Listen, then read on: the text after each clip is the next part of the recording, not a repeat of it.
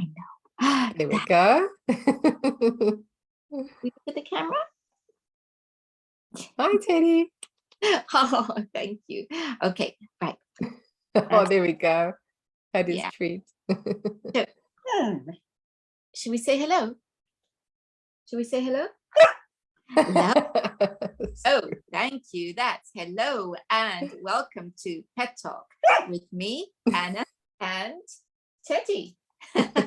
And my guest today, who is Sue Mimm. Hello, Sue. Hello, Anna. Thank you very much for inviting me here. And what a lovely welcome by Teddy. Thank you, Teddy. Teddy is very communicative.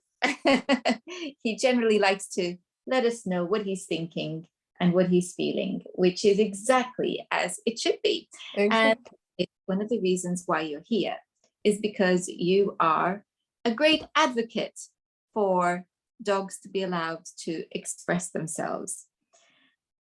And in particular, you seem to have, I think, a very good take on reactivity in dogs. Mm-hmm. So I guess the first question, Teddy and I would like to ask you is, what is a reactive dog? What do we mean by reactivity? Okay, well, I think that's a great question to start off with. And obviously there are many different interpretations of what reactivity is. But if we look at it in its most basic form, it's simply to react. It's to respond a certain way that we respond.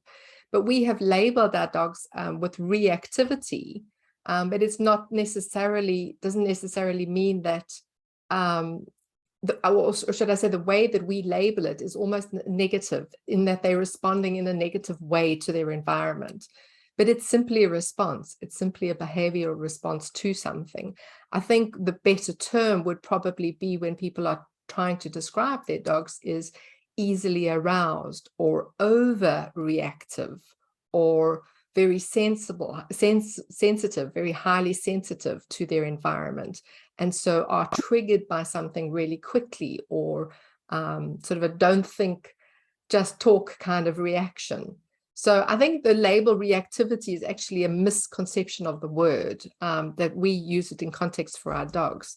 But certainly in most people who've heard the word or heard the term and they use it with their dogs, really mean sort of a big, loud reaction. That's something more than you would expect as a response to something in their environment. When we think of children, we know that children have different responses to the same stimulus. Mm-hmm. So some children are going to not react to something that worries them. Mm-hmm. Well, let's put it a different way. Some children are very, very sensitive, mm-hmm. more sensitive than average. Others are average, others less than average. Correct. So things that don't upset the average child might be upsetting for another child. So a noise is the classic example. Some children are very sensitive to noise. And then within that, we have the response, the intensity of the response, where some children respond very intensely, others more averagely, and then others not at all. And we tend to pay attention to those intense responses, mm-hmm. and say, oh, it's a drama queen, a bit of an overreactive, or aggressive, bad-tempered. We have all these ideas about how to label that intense reaction. And I, listening to you, that's exactly what this is, isn't it? Mm-hmm.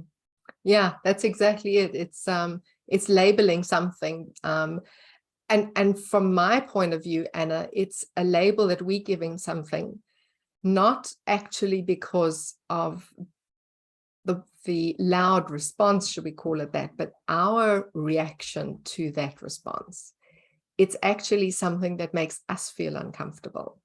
Because let's say, for instance, if we, you can use the child example again. If let's say a mum is in a supermarket and her toddler decides to lay on the ground and kick and scream and have a little tantrum, that is a overreactive response, right? It might be in the moment. For that child, it's very real what's going on. And for that parent, it's very real what's going on. But sometimes for a bystander, sometimes we feel very uncomfortable in that situation. Other people just who possibly have been mothers before will be very empathetic in that situation, say, gosh, I know what you're going through, I get that. And others will be, well, it's just a child, it's just a toddler, he's just making himself known. So it's also our response to their response, which starts to become one of the things that I believe is part of the whole challenge, is that it's not just our dogs that are reacting, it's how we responding to their reaction. Well, it's embarrassing, isn't it? And Yes. if you've ever been on an airplane with a screaming child, you could see the parents just want to crawl under the seats.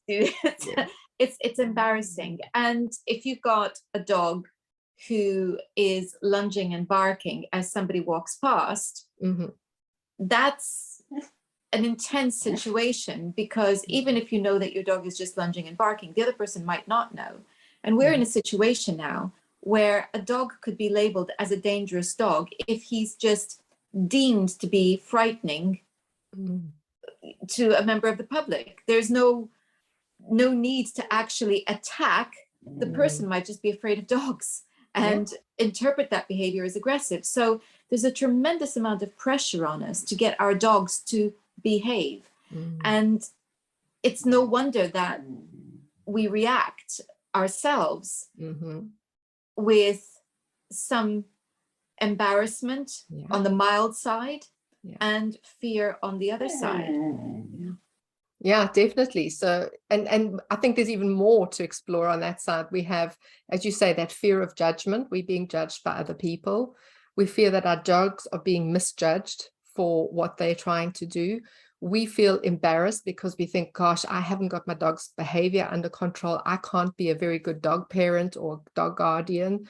There's lots of stuff that comes up around that. And yes, you know, as you say, it's easy for the public to label our dogs as aggressive or, you know, uncontrollable, whatever they want to call it, because they're feeling unsafe themselves. So, which actually comes in nicely, because this is what it's really all about, is a sense of safety. It's about a sense of feeling safe. Our dogs feeling safe in the environment, we feeling safe with our dogs in the environment, and other people feeling safe or not safe with our dogs in the environment. It can feel sometimes nerve-wracking when you're aware of what the triggers are that set your dog off. And I don't think I know a single dog parent who doesn't know what sets their dogs off. And all our dogs are set off by something at some point, whether it's, you know, car door slamming. Teddy hates car door slamming outside our house. And if he hears more than one, then it's so much harder to calm him down, because now he's on a roll. He's really warmed up. So it could be that, or it could be something else. And we actually, many of us spend a lot of time trying to manage the environment to stop them having those triggers. How do you feel about that? Do you feel that that's the right thing to do? Or do you feel that by doing that, we're ourselves creating tension? Another very big question. I think there's a lot of questions within that. So first of all, yes, by managing the environment. So that's what we are taught very often, to help our dogs to manage the environment. And we can, to a certain degree, we can, you know, once we know their triggers and we know what upsets them, we can help to remove some of those stresses in the environment. But there's also life. You know, many of us, and as you say, a car door slamming, if you live in a house on a road, there's going to be cars parking, going, moving. If your dog is triggered by trucks, it's a given that, you know, there's going to be trucks coming up and down the road. So we're living in an environment with our dogs where we can't always control those stresses, where we can't always control the environment for them. So yes, we need to support them in as much as we can, but what else can we do when it comes to the things that we can't control? So this is where I think it goes into a deeper discussion of looking at how we support ourselves and our dogs to become more resilient to stresses in the environment. And it's true. This is the thing, is that we can't manage everything. And for me, the big issue, and I'm looking at him now, because you would never guess in a million years what happens when he sees Rottweilers. But he is so aggressive in his reaction to Rottweiler that the Rottweilers react to him. So it means that I only need to see a Rottweiler in the distance, and most of the time, this doesn't happen very often, but most of the time I see them before he does. And then I can take steps. I have to put him on a lead, because if I don't put him on a lead, he will charge at the Rottweiler. So this is an incredibly dangerous situation. So I put on a nice big smile, and I put on the lead, and away we go as quickly as I can to avoid the Rottweiler. But occasionally, there isn't much time. We were in a situation recently where we were swimming in a lake. I came out of the lake, and Rottweiler comes bounding towards the lake. Thankfully, I saw it before he did, invited him into my arms, because he quite likes that, because it makes him feel safe. And I only just had enough time to hold him before he saw the Rottweiler, which was a lovely, friendly girl.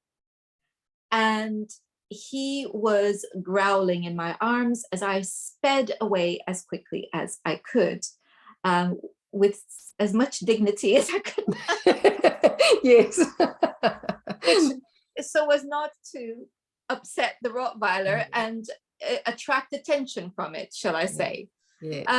So I think these are the kinds of situations that are so difficult.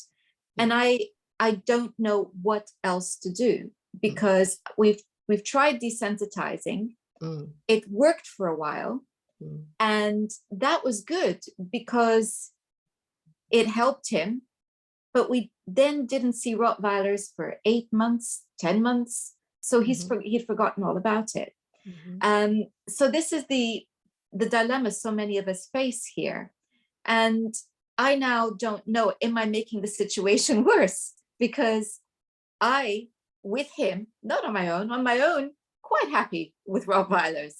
But with him, I am anxious, because I know what his reaction is going to be. Yeah, and it's very real. The situation you've described, Anna, is, I think, what so many dog parents have to go through on a regular basis, whether it's a Rottweiler, whether it's just any other dog, another person, a car, whatever it is, a skateboarder, a cyclist. There's so many different triggers. And that response that you say that you feel, you go into that state of stress and shock, and manage it as best you can, put on a brave face, and try to get out of there as quick as possible. The thing with the traditional way of dealing with a reactive dog, so let's say your dog in particular, Teddy, doesn't like Rottweilers. So I don't know what his previous experience was, but did he have an interaction with the Rottweiler, or was it? This is a mystery to us. But I wasn't there, but there was an incident when he would have been about 14, 15 weeks old, where apparently two Rottweiler lookalikes, I don't know that they were actually Rottweilers, but they were that type of dog, came bounding up to him very excitedly. And his daddy saw he was having an absolute meltdown. And it was one of those situations where a puppy would have gone missing if he hadn't been on the lead. Because Teddy had a complete meltdown, absolutely terrified. And my partner just managed to swoop him up in his arms to make him safe, make him feel safe. And the other dogs were called, and the whole thing went okay. But then after that, there appeared to be no reaction whatsoever. We saw the occasional Rottweiler. There was no issue. There was no issue with any dog, actually. There was, when he was about maybe 10 months to a year, an incident where he came across two boxers, and the boxers came up behind us. We didn't see them. And we turned around, and there was Teddy bowing very, very low and respectfully, showing some good sense in that way. That's the only two incidents. Later, there was an incident with an Alsatian that pounced on him. And that was quite terrifying, because this Alsatian just lay on top of him, and he screamed. I screamed, and the Alsatian released him. I scooped him up, and off we went. And we continued to play ball games through, because I wanted to at least see if I could get him to have a nice time. So to get the energy out, and that was it. So by this point, these three incidents happened. I think the first two definitely before the age of 1. The second one, he would have been about 2. But by this point, the reaction to the Rottweilers was already there. This would have begun at around 18 months. So it's interesting, isn't it? Because I can't really pinpoint this. I just wonder whether it's something about the way Rottweilers hold themselves, because he's not that keen on bigger dogs anyway, and particularly muscular, bouncy big dogs. But I've seen that in quite a lot of his friends as well. So it's just, I think for many of us, the reactions are a mystery. We think it's a fear response, and we're trying to work around it, but it's a mystery. Yeah. And like you said, it you know, we try and piece the puzzle pieces together, but it is really, really difficult. I think I was just making some notes because I find it fascinating the more I work with different dogs. And like, I think you mentioned the first time was around about 15 weeks or somewhere around then, and then between 9 and 12 months. And, you know, we know that both of those phases, both of those periods are very, very sensitive phases. Those are sensitive phases when the brain is developing and changing. That adolescence phase, the brain is terribly sensitive, even more so than puppies. We don't really know the full extent yet. So these are very influential times. And a single event like that can cause a trauma. A single event like that can cause a trauma in the brain. And when we were, just to go back a little bit with the whole counter conditioning and desensitization, if you've got a really balanced nervous system and you have one particular trigger or one or two particular triggers, you can slowly work through these, you know, with somebody who's really experienced and knows, because it can actually backfire. So you need somebody really experienced to work through that with you. But generally, if we think about it from an emotional point of view, like you said, let's say it's a fear response. What we're trying to do with the way we desensitize and counter condition is that we want the dog to see it as a pleasant experience. So there is a way of desensitizing to make that reaction not so big, but is it real? Are we really trying to get him to enjoy Rottweilers, to like Rottweilers, to be happy with Rottweilers? I don't think so. I don't think we should be even trying that, quite honestly. It's the same as I saying to you, you were really, you know, you're really scared of spiders. And I'm going to get you one day, I want you to have a tarantula as a pet, Anna, because I think you should. You know, are we going the wrong way? Are we trying to make our dogs like Rottweilers with that process? So where I'm going with this, I think, is that desensitization is just that. It's a desensitization in that response to that specific trigger, which was a trauma likely caused at that certain time. But does that mean it can't resurface again? Because at any time, a trauma can be reignited. A trauma never disappears, really. It can always be reignited in a different situation. And this is where we need to recognize as well, specifically sensitive dogs. They don't have a balanced nervous system that can take these big knocks and, sort of things throughout life. So little things, ongoing stress, physical injury, relationships, attachment styles, things like the epigenetics, what DNA they inherited from their mum. Was there any stress during the birth or while they were puppies? All of these things can influence that dog's nervous system. And, some dogs, as you said, like at the beginning, are more susceptible to stress and trauma and chronic ongoing sensitivities. And so these dogs, even though we did, as you said, you did the counter conditioning process, there's no guarantee that it won't come back or something else will pop up.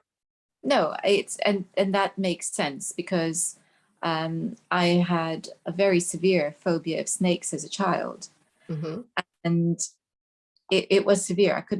I couldn't see them as pictures in books. It used to really, it was that severe. And I managed to get myself to a point where I've stroked a python. Wow. So I did that by myself, by understanding what this, what the fear was about, what it was. It was a long process that I did with myself. And I was a supply teacher at the time. And I happened to arrive, I was called in late. So I arrived in the middle of assembly. And they said, oh, we've got, lots of zoo animals in. And there's a python in there. And I thought, uh-oh, can I do this? And I thought, a room full of children, a hall full of children, I can do this. So I went in and joined my class, and at the end, and children had been stroking it as well. And at the end, it was playtime. And as I didn't have to get my class out into the playground, I stayed behind and I asked if I could do it. Now, does that mean that I'm okay with snakes? It means that there's a truce. But if one popped up behind me, I can tell you I would be terrified. And I think that's exactly where we were with Teddy, where he could handle. And it was so interesting because immediately after the very first session that we did, a Rottweiler did come out of nowhere. And he stayed apparently calm. I got him out of the situation.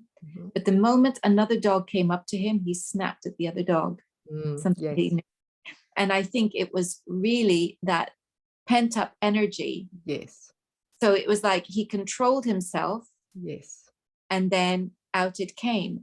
And that was after the very first session. So this is when we're dealing with fear and we're dealing with phobias. I don't know whether he's got a trauma-induced fear or whether he's got a phobia of larger dogs. I think when I consider what I see in him and in so many other dogs of the smaller variety, it makes perfect sense to me that they would be afraid of dogs that are much more powerful than them. That makes complete sense to me. It's very inconvenient. And it's an argument for me having a larger dog next time round. But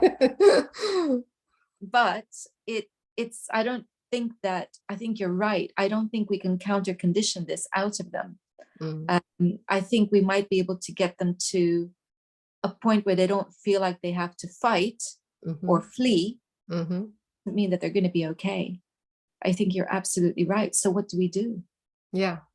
So that's kind of where I got to, because with my own dog, I realized that there were certain things that I could support him with and help him to be more resilient in certain circumstances. But you described it beautifully, that even though Teddy was able to help hold himself together, let's say, not let out that big reaction, his nervous system, his actual state inside his internal system was still really hyper aroused, and that's why he turned and snapped at the next dog.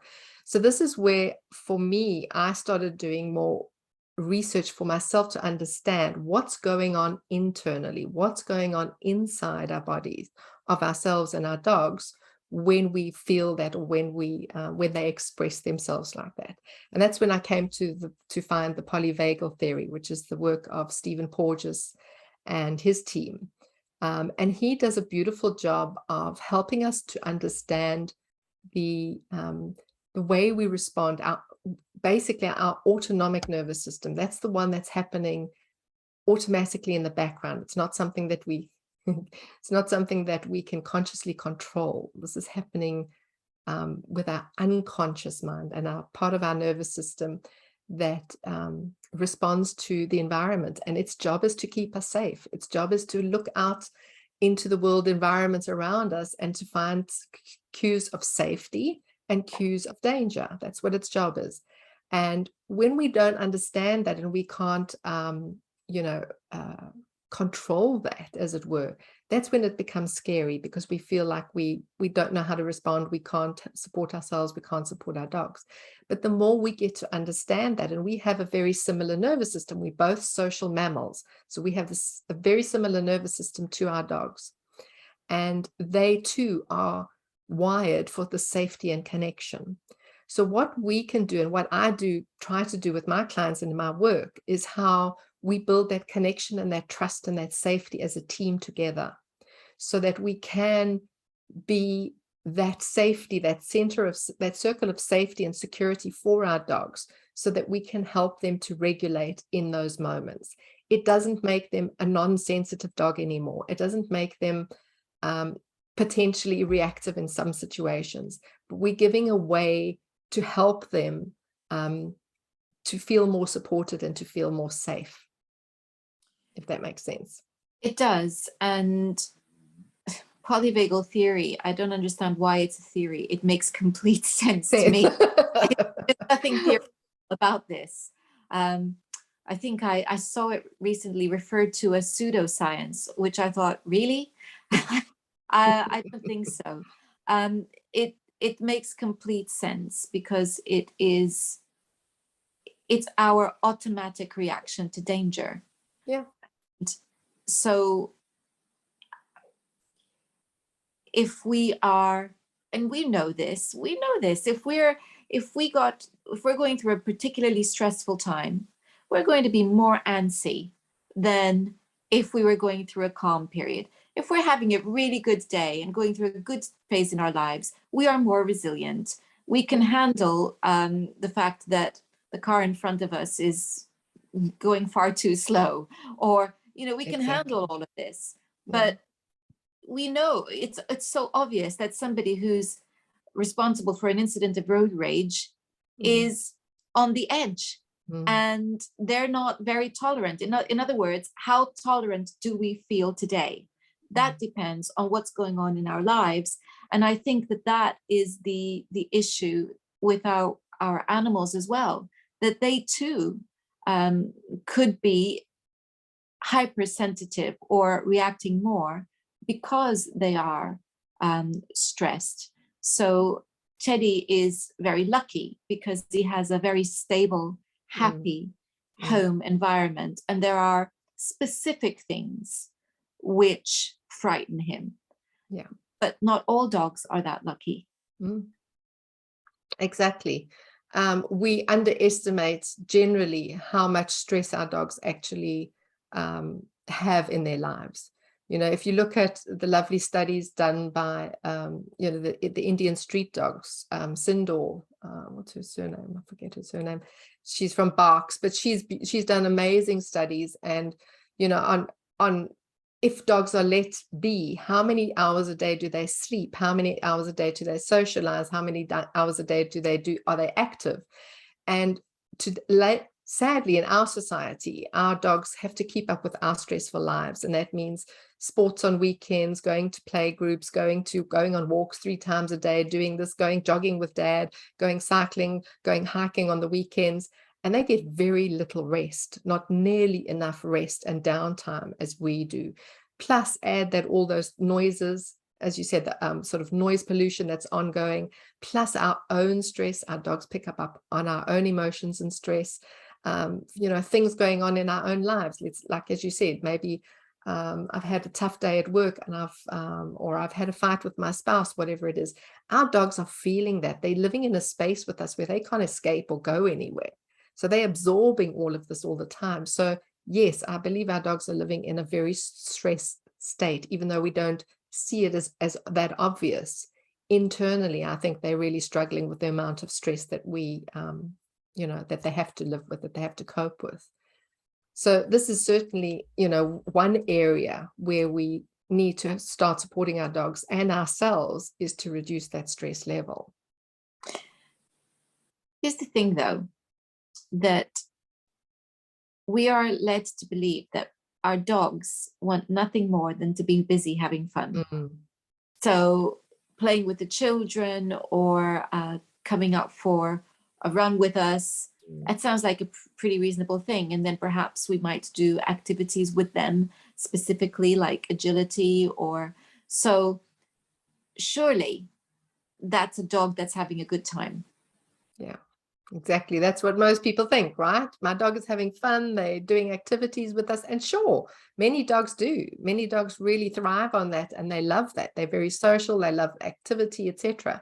But are they getting enough downtime to counter that? And that's the thing, isn't it? Because not only does it depend on the individual dog. Teddy is a dog that loves activity and he loves being lazy. He loves both. And happily, he gets a chance to have both. But he's really easy in that way. Not all dogs are like that. Some want lots of activity. Others want lots of downtime. It depends. So it depends on the individual dog. So how do we know what our dogs actually want or need? How do we know whether we have a dog that actually really would be thrilled at the prospect of going for a 2 or 3 hour walk every day? Or how do not. we that they would, 1 hour is enough? How do we know this? Well, I think this is where our own observation skills come in. We need to start looking at our dog's behavior, because that's really what's going to give us those indications of what's going on. We don't take their behavior nearly as, I think, well, it just gives us such vital information, and we misread it. We very often put a lot of attention onto when they're misbehaving. And that misbehavior is often a very good clue to us that the dog is not coping in the environment. Things like excessive barking, things like my dog can't settle. How many people do you know that said, oh, my dog can never settle? They always, want to be the center of attention all the time. They want my attention all the time. They won't stop chasing the ball. They just demand chasing the ball all the time. These are actually signs that your dog is not coping, that your dog is trying to find ways of regulating their nervous system, or they just simply can't anymore. So behavior issues are very often a cry for help. They're not the dog saying, I need more exercise. They're not the dog saying, this is fun and exciting, because a dog who can say this is fun and exciting can turn on and off their sort of chill clock. They can pass out. They can be happy when people come over. They can greet them and then pass out, or whatever the case is. But dogs who can't settle, dogs who continuously hypervigilant, dogs who are chewing and licking themselves, dogs with health issues even, could be symptoms of chronic stress. So their behavior will give us clues as to whether they can cope or not. And very often it's misinterpreted as just a dog with a lot of energy, a hyperactive dog, or a dog that just needs more manners, needs more teaching, etc. But very often those hyper aroused sort of behaviors are actually a cry for help, saying, I'm not feeling good inside. I can't cope with this. The other question I have is, how do we know whether our dogs are aroused because they are excited or because they are frightened or uncomfortable? Because they can look the same, can't they? And I think they are very, very similar, Anna. So for instance, let's again put this in a human perspective.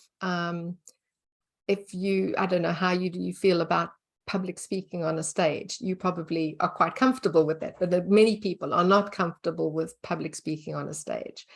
And let's say you you have an opportunity, you've got something really powerful and passionate that you want to share about, and you get up onto the stage, and it's nerve-wracking.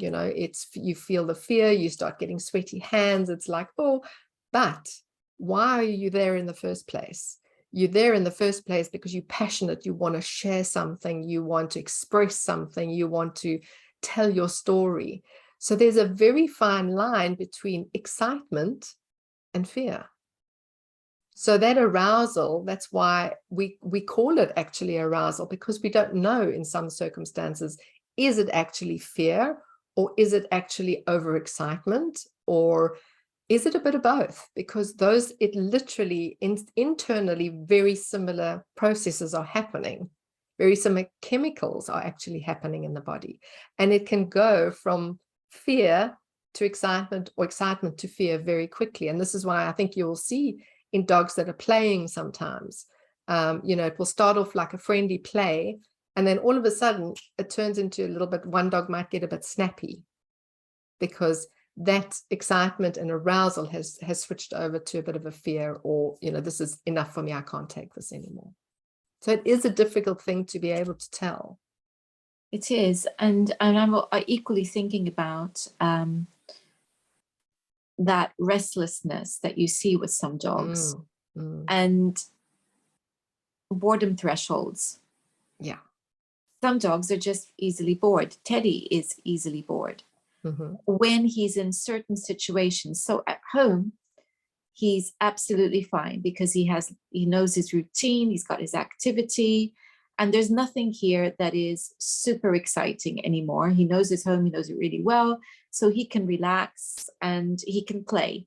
In fact, he tells us when he's bored because he goes and grabs a toy and says, hey, come on, playtime. So we taught him to do that, and he does that, and it's great because it's his way. And if we don't attend to him quickly enough, he'll go and grab laundry and go, come on now. It's time. Surely it's time for us to be doing something together. And usually he's right. So that's great. Outside, if let's say we're in a pub or somewhere like that, he just wants to explore everything. And he is bored because he's frustrated, because he can't go and explore everything. So it's a challenge to keep him entertained in such circumstances. So we had so many things to weigh up, don't we? Is it stress, or is he bored? Is he excited? Well, yeah, I mean, so let's use that example let's explore that example. So for instance, he's a sensitive dog. Would you say that he's pretty sensitive? I think I think he is sensitive, actually. Yeah, I wouldn't maybe not label him hypersensitive, but he's certainly sensitive in certain circumstances. So let's take a pub environment. Okay, I think this is a good example to show you two different examples. So Teddy comes into that environment, and he, like you said, he wants to go and sniff around, he wants to explore, and it feels like he's bored because he's like, I can't move, I can't go. And I'm not sure, maybe you have him on a leash under the table, or you're just asking him to stay there, whatever it is. But think of all the stimuli in that environment. Think of all the noises, the smells, not only what's happening there, but he can smell weeks of people coming through that pub. There's conversations, there's different tones of voice, there's people with all sorts of things happening. There's the smell of food, there's the smell of snacks and drinks and whatever. It is a hugely stimulating environment. And for a dog who wants to understand, who wants to be able to process that information, yes, the first thing they want to do is go and explore with their nose. The second thing is movement, because if you're in an environment that's very stimulating, and again, this comes from the polyvagal theory, you need to mobilize because you're feeling a little bit unsafe. There's like too much going on right now. I need to mobilize to get out, to get away, to move out of there. So it could be that he's bored and he needs entertainment, or is it that he's feeling overstimulated in a very stimulating environment and he doesn't know how to cope? And the only way he knows is, I need to move. I need to go sniff. I need to find out what's going on. I need a way out. I need an exit strategy. Yeah, and generally he wants to meet everybody as well. So he wants to go and greet everybody. But I think that that's being friendly, but I'm beginning to understand that it's more than being friendly. Yeah. It's about sniffing everyone, Gaining information, to understand who they are. Mm. And I think, yes, he's excited, he wants to meet people, but I'm beginning to understand that perhaps he also wants to get to know them because he wants to know that they're okay. Could So be. Yeah. so I'm beginning to see that he's always been a very social dog, with the exceptions that I've highlighted. But he's very social with people particularly. And so he wants to go and greet everybody. And of course he wants to forage because this is his thing. He loves foraging. And so here he is in this super exciting environment with people, loads of people to greet and meet, and food. And he's being asked to be still. Yes. And being still in this environment is incredibly boring and Incredibly difficult. It's incredibly difficult. It's not just boring, it's difficult. yeah. So it's challenging. It's really challenging for a young dog who wants to get out and explore, and they do it through their nose. As good as our sense of sight is their sense of smell. That's how they explore the world. And now feeling, frustrated. So there's probably an element of frustration in there for him as well, not just boredom, frustration. I want to go and do this. I want to go and smell. I want to go and greet. I want to go over. And it used to be that sitting on my lap would calm him because he had a view. But of late, he's decided that that's just not enough. He wants to wants to go explore. So it means I actually have a client. It's past client, but I'm still in touch with her.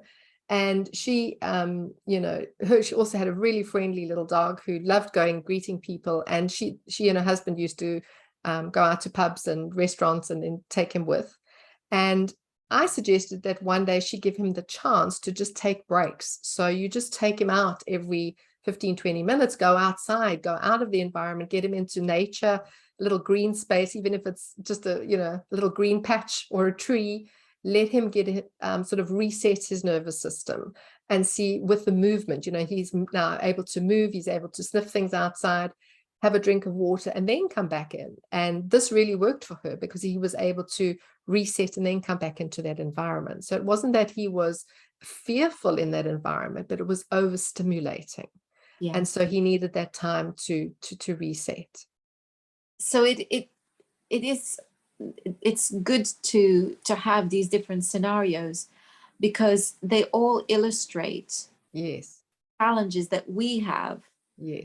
Understand what's going on and to read what's going on, because it's reading their body language is great, but the context also, it's the body language in the context, because if he is looking excited, how do I know he's excited, or how do I know he's scared? But the context provides me with more information about that. By giving them a choice to exit the situation, come back, it's going to give you a lot of information. Let's say you exit the situation and you say, well, let's go back in. And he goes, I don't think so. That's going to give you very clear information. That's yes. Or he might say, yes, I'm ready. I'm happy. Let's go in. And he might even settle for a little while after that. Then you know that he's happy to be there, but he needed a little break, a little reset. Let me give you a different example with my dog, Charlie, who's a hypersensitive dog. And he finds the environment extremely sensitive. He's a guy who loves to move. He's got to be in movement the whole time to feel safe, really. When we take him into a restaurant or a pub environment, he will go under the chair and he will just lay down and he won't move.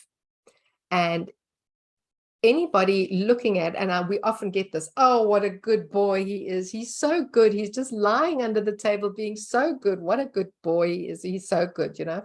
And my Labrador will be doing like what Teddy does. Like, I want to go and smell that. Somebody's left a chip over there. I want to go get that chip. I want to do this. And he just lies very calmly and very still under the table. Now, is that a happy dog? Is that a contented dog? Is that a dog who feels safe? Anybody who didn't know him would think so, but I know him. And I know that he goes into a kind of shutdown when he's there. He feels safe because he's touching us. He's on our feet and he feels safe. He's happy to be there. He's not shaking in fear. He's not doing that at all. But this is his way of coping in a very stimulating environment. And we know we can only do it on occasion when we're on holiday or something. I wouldn't just do it in the middle of the week, take him with us. I'll do it in certain circumstances, and afterwards I'll give him the chance to let the steam off. So I'll let him run, I'll let him play, I'll let him do something to help release that stress that he felt during that situation. So again, as you say, it's very contextual, that you know and understand what your dog is doing in a certain environment and why and how they might be feeling. So going back to something you said earlier, the answer to all of this is to help them to be resilient and to learn how to self-regulate. And you talked about building trust and the bond that we have with them. I think perhaps it would be good if we had something a bit more concrete to work with. Okay. Give us some good concrete tips as to things that we can do. Yeah. So so the only reason Charlie can go into that situation with me is because he trusts me, because he can be resilient in a stressful situation like that, because we have that bond and that trust and that relationship. How did it get there? How did we build that? So this is where it kind of goes against a lot of training and behavior modification plans, where I don't put a lot of work into training my dog anymore. Yes, we have fun. We do some fun tricks and he knows a couple of things, but that's not where I spend most of my time, is doing things with him or being with him in everyday situations. So one part of the polyvagal theory is what Stephen Porges describes as the social engagement system. And this is something that we as social animals and our dogs are supposed to default into. What is the social engagement system? It's right now, you and our social engagement system is turned on. We're having an open discussion. We are with each other. We are connected. We're understanding, and we're having a mutual fun moment together. We're in the social connections engagement system. Our dogs have this too, and this is where we build trust and relationships. So spend more time doing things with your dog that both of you enjoy, that bring you into that calm, joyful state. So instead of focusing on, yes, we do have to help our dogs to understand triggers and we do have to manage the environment, but what if we spend more time doing things actively, or not even actively, sometimes it's as much as meditating with your dog, but singing and dancing with them, having fun with them, spending time watching them, observing them, doing snifaris and watching their body language, seeing when they're happy, seeing when they are not feeling happy, using hands-on touch, massage, if your dog likes to be stroked and touched, massaged, there's Tellington tea touch, singing, music, playing music together, finding out, play different musics and see how your dog responds to it. These are all things that we as humans would do to socially engage with each other and build relationships. And it's very similar with our dogs. So that's where I focus. We do a lot of these kind of things, activities that involve both of us having fun together and getting to know each other. I get to see his communication. He gets to understand my communication, and we get to respond. It's a two-way response thing. I judge to see what he likes, what he doesn't like. I take a step back. I might adjust something. And so we're suddenly in a conversation. And it's this kind of thing that builds that trusting nurturing relationship, and also makes us feel good. So I'll go back to something you said right at the beginning. If we're in a good, happy state, we can take on stress a lot easier, or we're able to move through stress quicker. So the more time we spend doing things that we love with our dogs, and less time focusing on perhaps what we don't like, and trying to train or fix their behaviors. Work on the relationship, work on bonding, work on having fun with your dog, and you will see that the result will be different. You will be able to handle more stressful situations. You will be able to help your dog in certain situations. And this is where I work a lot with co-regulation. So I learned that the person first learns to self-regulate, because that's how it starts. We have to first learn our own self-regulation. Like you said, we are already triggered by when you see a Rottweiler. So you learn yourself to how to breathe and regulate and ground yourself, and you make these into daily practices. So mindfulness practices are a way of helping us to bring about that balance and that groundedness into us. And once we can do that, our dogs can sense that in us as well, that we're grounded, that we're a place of safety, that we can keep them safe. And sometimes we can't, but that's okay. If you have a really good relationship with your dog, that like any relationship with a human, there will always be ruptures in the relationship for whatever happens. But it's how we fix those ruptures and say, I'm sorry, I screwed up. I couldn't help you, but it's okay. We'll move through this and we'll move on. There's so much in what you said there, and I'm just thinking about all the fun that we have. And we've done lots of fabulous workshops together, tracking, sniffing, find it type things, the agility classes that we used to do. And although I'm not doing the agility with him anymore, I got so much out of that. Mm-hmm. Because not only did we have a lot of fun together, because he really did enjoy himself,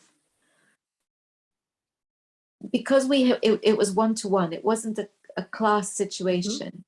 which was too stressful for him. Yeah.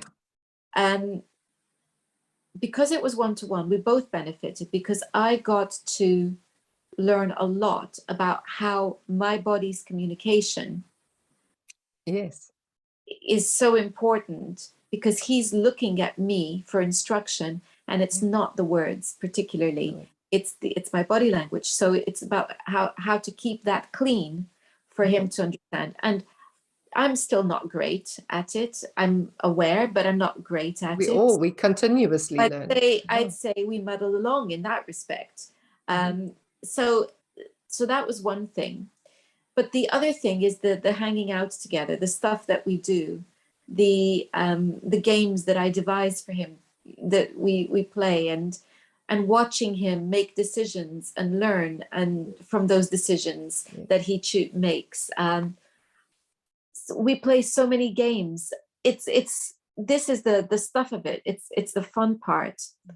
The other thing you said there, which I think is really important, is the need for us to regulate ourselves. And I think for most of us, we are very aware of our limits or our imperfections. Mm-hmm. And so I think working on our own confidence in the ability to do the right thing in situations, I think is a big one. And I guess, coming back to my example with Rottweilers, I think it would probably help me to think about how actually I've done a pretty good job of keeping him safe for 7 years. And I've done a pretty good job of getting him out of situations that could be dangerous. And that only is possible because he trusts me. Yes. He allows me. In fact, he voluntarily lets me lift him. Yes. Stands up so I can lift him easily. Yeah. And so I could probably relax a little bit. Yes. Yes.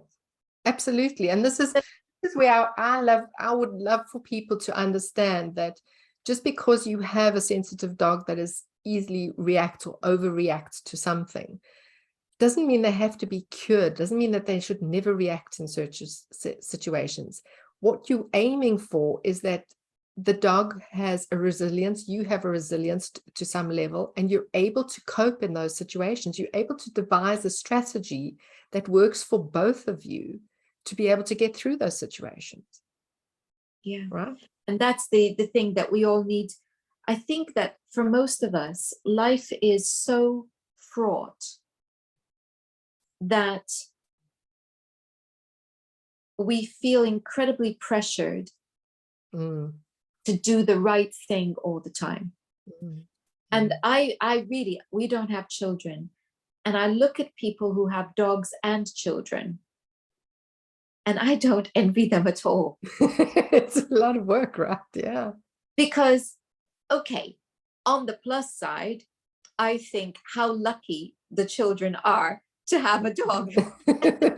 Sure. I think that all the time. I look at children with their dogs. I think it is the most beautiful thing in the world. Yeah. I adore seeing children with their dogs, and the love that's there between them. I adore that. But for the adult, I have a feeling, because to juggle the sensitivities of children and dogs, and some people have cats thrown into the mix as well. Sheer admiration. I think that's quite something. So I guess what I'm saying is we could all use a pat on the back. Yes. Because we're having to navigate through some very difficult. Correct. And it would be good for all of us to understand how well we are doing, instead of thinking about how badly we are doing. Yeah. Because our dogs aren't 100%. Well, they're not Disney dogs. Put it exactly. That way. Exactly. They're not Disney. Exactly. And I think that's something really, really valuable, Anna, is to do exactly that, to understand that we're also human. We're not perfect. We're all still learning. We're all trying our best with what we have, with what we know. We all make mistakes. And it's really about just trying to be there for our spouses, our children, our dogs, our whatever. We are doing a great job. And yes, it doesn't have to look like, oh, I can tick that box once my dog no longer barks at the cats or barks at the Rottweilers. I've done my job and I've succeeded. That's not true. We've succeeded in building trust. We've succeeded in helping our dogs to feel safe wherever we can, whenever we can. We have succeeded in giving our dogs a life that we believe is the best we can give them in the circumstances. And that's where I think, again, where we need to be sent, as you say, spending more of our focus is what we have achieved, what we do, all the stuff we do with our dogs. That's so enjoyable. And if I can just add one other thing, because I wrote a note when you said that, when you were doing the scent work and learning communication with your dog, that is exactly what you're doing. Your dog is saying, this person gets me. They're hearing me.